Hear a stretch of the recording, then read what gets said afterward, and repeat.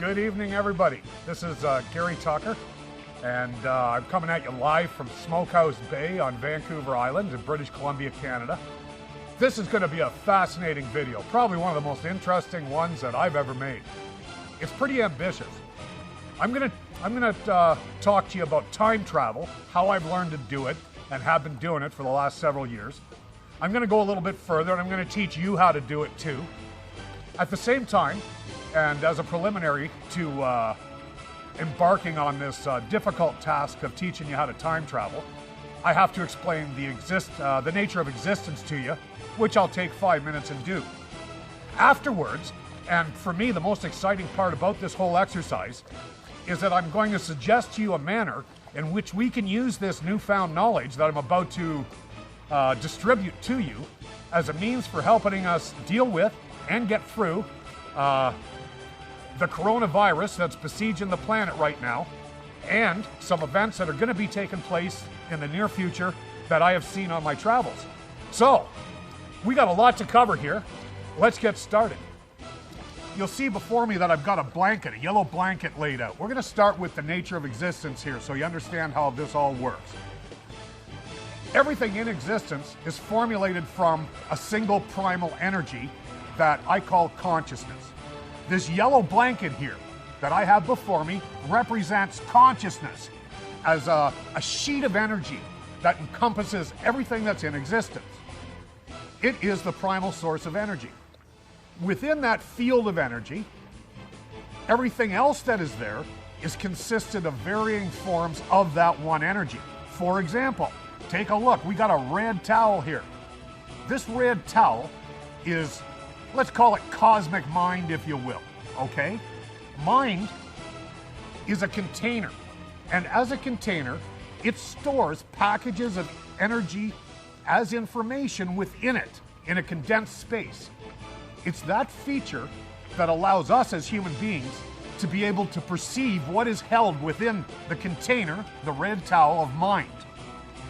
Now, you've heard the yogic literature and Hinduism talk about reality as being, or our world as being an illusion.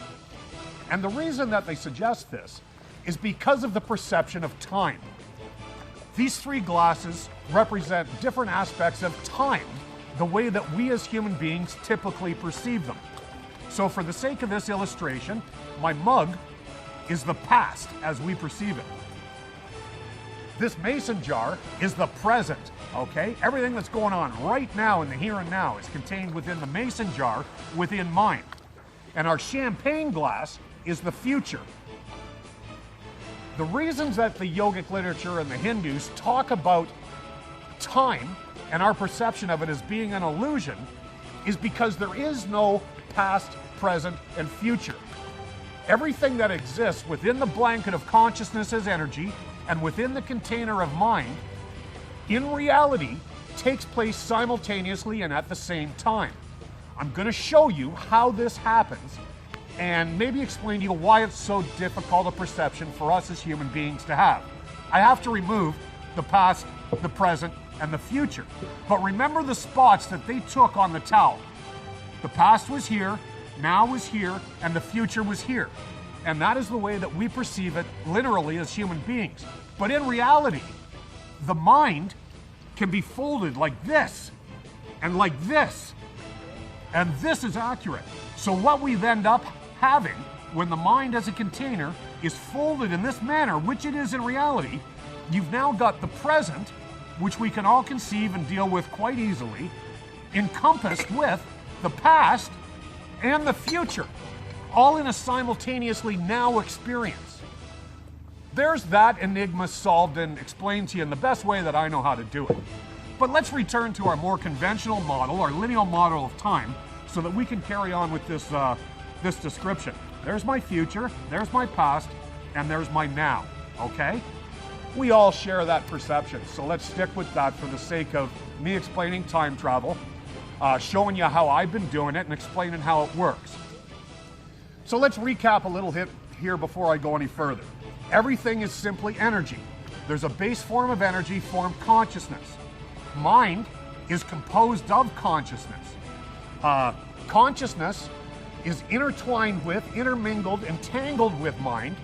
It's what mind is made of, and consciousness flows through it as the energy that vitalizes it and gives it energy. All of the material aspects of existence are contained within mind itself. All of the events from the past, the present, and the future are composed of mind. Mind runs through them and animates them and gives them life. And the physical elements are composed of it. So we now have consciousness, mind, and matter, and everything that takes place in the past, the present, and the future, all combined to the same primal energy and different manifestations of it. We as human beings have some really, really exciting features to us that enable us to access the past, the future, and deal in the present. Mind is a container which holds information both as memory and as a projected potential. Everything that has already taken place in the past still exists as memory in our container of past events, thoughts, and feelings.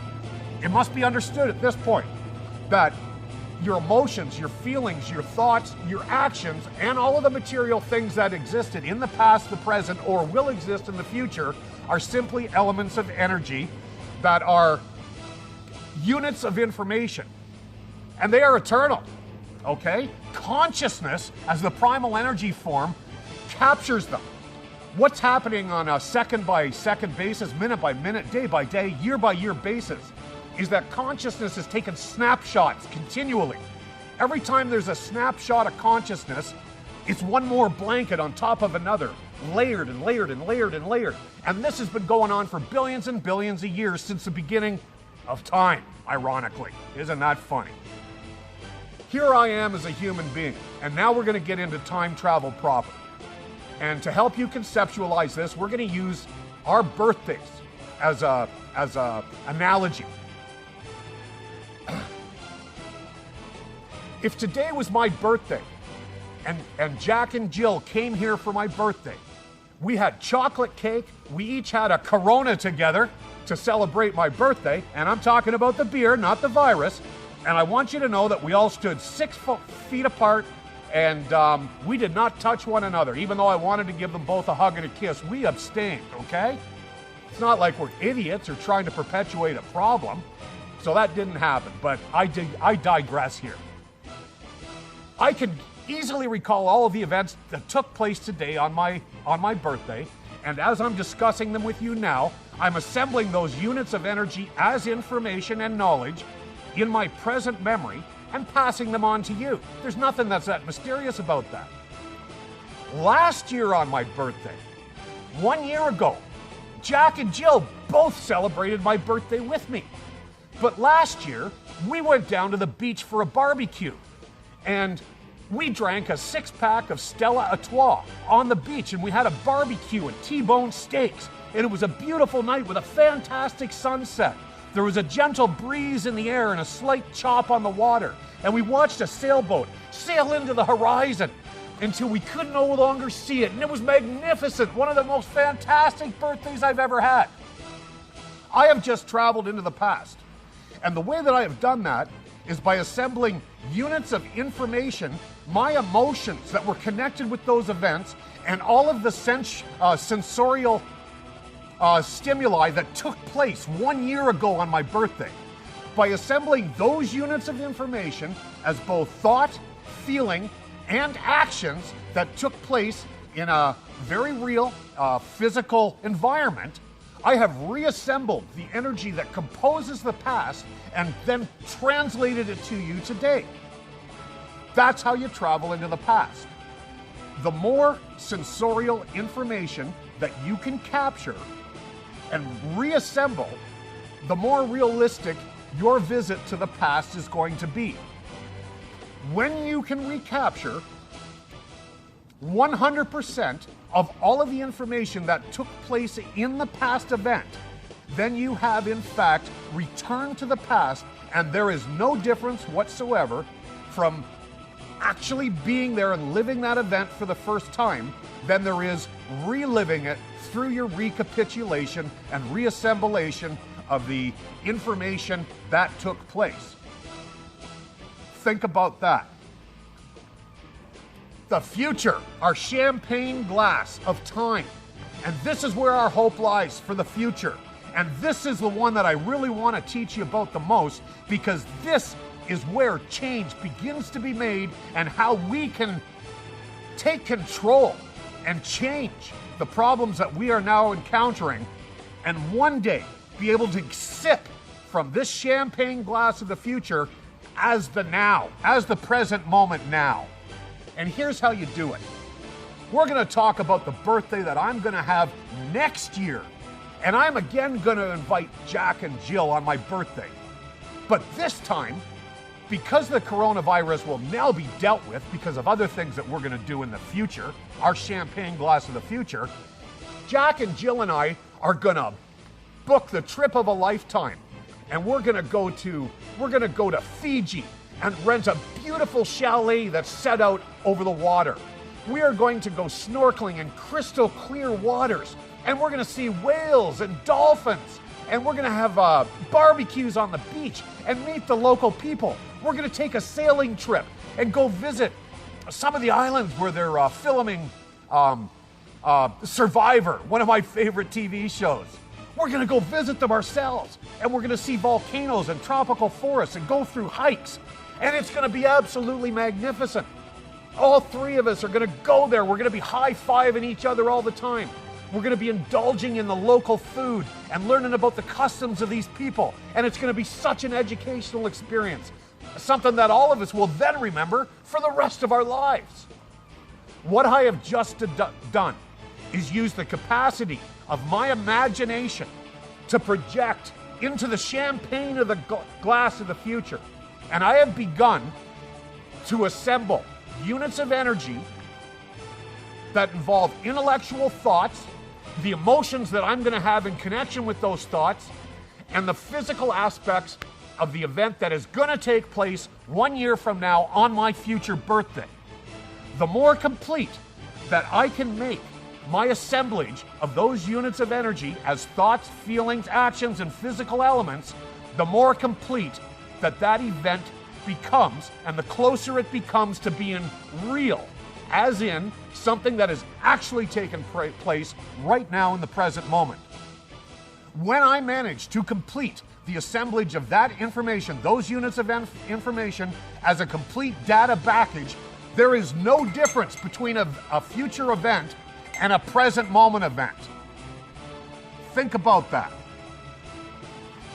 Now let's move on to what the human mind typically refers to as present moment events and happenings.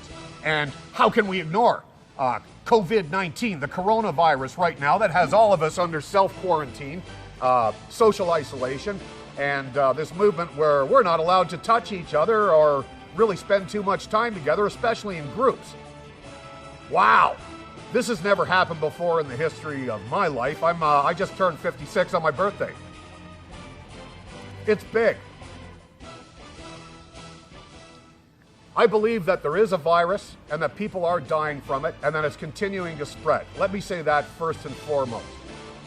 I'm not belittling the advent of a disease that's killing people. At the same time, I'm very conscious of governments and people in power and the wealthy people that like to exercise their control over the people of the planet and the population of the earth. I've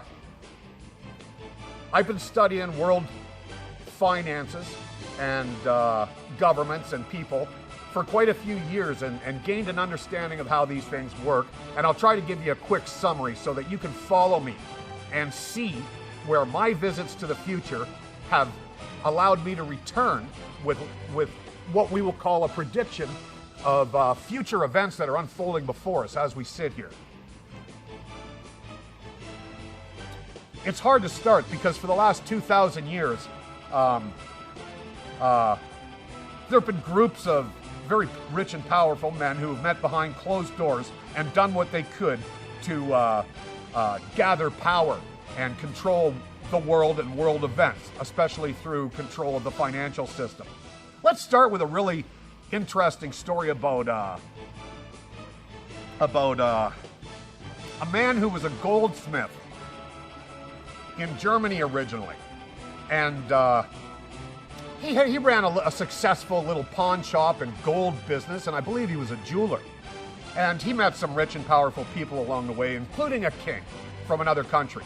At one point, that king decided that he needed an army to protect his country against a perceived soon-to-be invader. And he gave our goldsmith the equivalent of $1 billion to go out and buy some mercenaries to help him. Instead of doing that, our goldsmith invested the $1 billion and made a ton of money with it. He just made a shitload of money off that $1 billion. When the king approached him and said, "Where's my army?" our goldsmith said, "I'm sorry.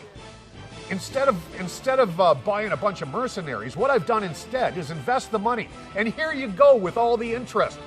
And the king was amazed and decided not to kill him because he had made such a huge pile of money. What had also happened during the course of those events is the goldsmith had made a pile of money for himself. Shortly after this, you've heard of Napoleon and his fight at Waterloo that took place, in which Napoleon lost that battle. Well, the British had a bunch of people down there at that time who traveled back and forth with news of that event. When Napoleon lost that war, our goldsmith, who also had people down there, his people were the first to return back to England with news. And they told our goldsmith that Napoleon had lost that war. But what our goldsmith did...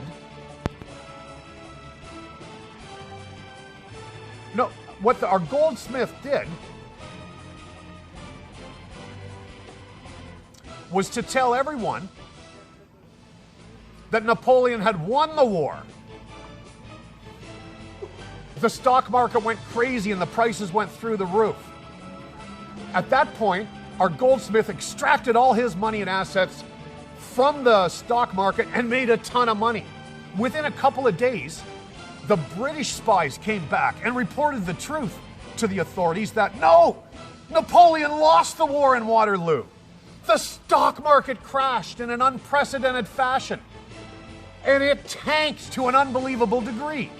At that point, our goldsmith bought all of the stocks that were available at 1/100th of what they were just a few days before. And he became fabulously wealthy, unspeakably wealthy. He owned most of Europe at that point, or at least a very high percentage of it. He then sent 4 of his sons to different countries within Europe, where they all began to take control of those countries through their mass holdings in all of the corporations that were of significance in each of those countries. And because of that, they had huge influence and were able to direct those governments in inconceivable ways. They had control of all of Europe. Well, a time down the road came when these countries got pissed off about this, and a threat was made against the goldsmith and his sons. At which time, they all went to the United States of America with their fabulous amounts of wealth. They then began to exercise that wealth within the United States of America, and they did exactly the same thing. They already had huge influence over all of the corporations that were part of our country, and they used their wealth and this influence to take control of the governments that were in place at any given time to exert their influence in any way that they wished to. This is the shadow government that we hear so much about. This is the shadow that's been controlling the United States of America periodically throughout history. Anybody who's tried to stand in its way has been assassinated. And I offer you John F. Kennedy, one of my personal heroes, as an example. And I offer you perhaps Donald Trump right now, who's fighting these influences, this shadow government, to try to maintain a degree of power by the people and for the people, okay? Along the way, he hasn't been my favorite dude, but unless I miss my mark, he's trying to do the right thing right now, and we got to at least give him a chance to do that. That's my opinion, okay? Think whatever you want, believe however you want. It's not important to me. I'm not political. I don't have political ties or alliances. I'm just a human being, and I believe in personal freedoms. Okay. So, this powerful family, whose father was the goldsmith, is now the shadow government in the States, and their family members and a group of other people similarly rich and hungry for power and control are influencing the world and all of the world's countries as well. One of the things about this group of energies that compose existence and everything in it is that they're completely balanced in the form of having both positive and negative magnetic energies to them. You can call it good and evil, dark and light, positive and negative, fast and slow. However you want to look at it, consciousness as a body of energy is composed equally and in perfect balance of both. So our reality of existence is that both have to be there in a balanced form. So when I'm talking about the shadow government, good and bad, I understand that they all have to be there. It's not a matter of eliminating one. At the same time, to create this world of the future that we want to live in, we have to decide whether we want to side with the higher vibrational levels, the powers of good and beauty and love, the energies which are harmonious with all living things in nature, or if we want to align ourselves with forces such as greed and evil and selfishness and an attitude that doesn't care whether we destroy the earth and pollute the air and the water and just rape and pillage everything and everybody in our way for the sake of our own greed and needy desires. We got to make a choice. I've traveled around the world and worked in many countries, and what I've learned is that there are damn good people everywhere I've ever been, and I know that the majority of the people on this planet want what I've talked about in terms of the higher energies. There's a lot of love out there in the world, and it's time for us to harness that love and to work in a harmonious manner which is advantageous to nature, life, and everything living on the planet, because that's what's going to turn this into a better world for all of us. And we can do it. And that the way that we can do that is through the utilization of the time travel into the future, as I have been expressing it here, where we begin to focus all of our thoughts, all of our ideas, all of our emotions, and all of our physical actions in such a way that we gather up these units of potential energies of the future, and we gather them into such a powerful pile, not just individually but collectively, and we harness these and bring them to life in the present and the now. And that's how we're going to do it, people, and that's how we're going to overcome COVID-19, this virus, the downfall of the financial system that's taken place behind closed curtains as I speak right now, and it's how we're going to survive the reboot of the financial system and everything that comes with that, and we're going to have a great life and a great future. That's all I've got to say today about the nature of existence, time travel into the future and the past, and how to create reality. I hope you've enjoyed the video, and I'll talk to you soon. Gary Tucker saying goodnight. Thanks a lot for listening.